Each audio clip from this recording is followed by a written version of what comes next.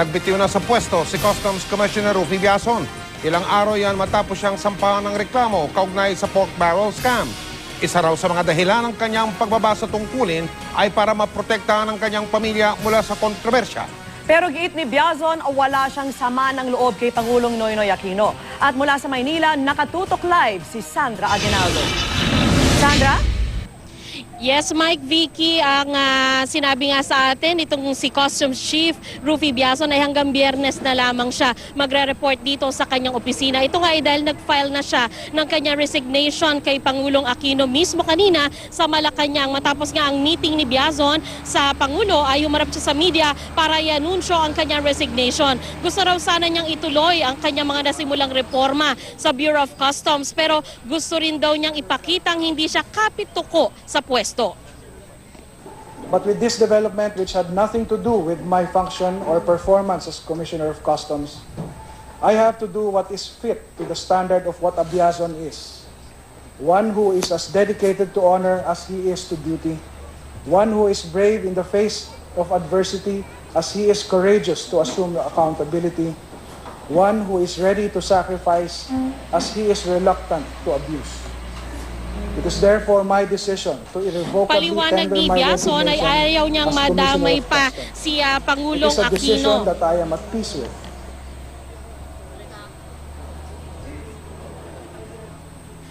Paliwanag nga nito si Biazon ay ayaw niyang madamay pa si Pangulong Aquino sa ipinupukol sa kanya ng kanyang mga kritiko. Nagbitiw din daw siya para sa kanyang pamilya.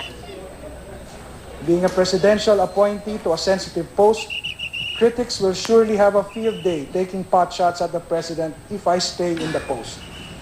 I would rather see the reforms of this administration succeed than retain my opportunity to serve. I resign to protect my family, particularly my young children, from the exposure to the hostile environment of a public controversy involving their father. The intense discussion in media may be too much for them to endure. To the President, thank you very much for this opportunity to serve you and the Filipino people.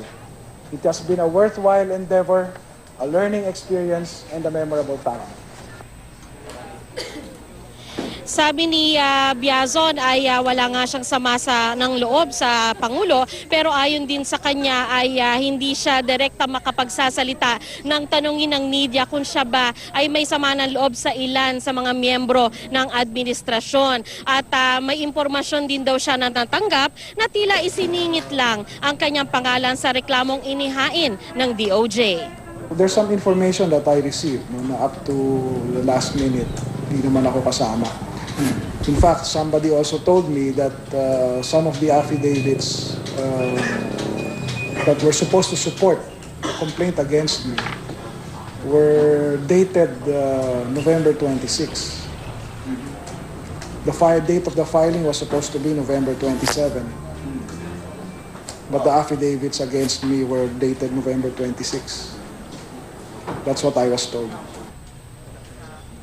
Iginit din ni Biazon na malilinis niya ang kanyang pangalan kahit nga daw mga whistleblower na hawak na NBI ay wala naman direktang kaugnayan sa kanya. Pero aminado si Biazon na kilala niya si Janet Lim Napoles dahil dating sundalo ang asawa nito at kasama sa serbisyo ng kanyang amang si Representative Rodolfo Biazon. Ayon pa kay Biazon, aalis siya sa customs na masaya dahil sa reformang nasimulan niya, bagamat may gusto pa raw sana siyang gawin. At ayon din sa kanya, ngayong taon na ito ay maaabot nila ang 300 billion pesos na collection target niya. Payag ni Pangulong Aquino naman kanina sa isang statement ay tinatanggap niya ang resignation ni Biazon. Binigyan si Biazon ni Pangulong Aquino ng 1 linggo para tapusin ang mga kailangan niyang gawin sa Bureau of Customs at pinasalamatan siya ng Pangulong Aquino sa kanyang serbisyo sa Bureau of Customs. Mike, Vicky, sa ngayon ay sinabi sa atin itong si Biazon na sisiguruhin niya na hindi magtatagumpay ang katiwalian dito sa BOC kahit siya'y wala na dito at gagawin daw niyang advocacy yung paglaban sa katiwalian dito at gayon din pagkatapos daw niya bumalik sa kanyang pribadong buhay ay siya ay tutulong na lang sa kanyang ama sa pagseserbisyo sa gobyerno. Yan muna po ang pinakahuling ulat mula dito sa BOC. Vicky? Maraming salamat sa iyo, Sandra Aguinaldo.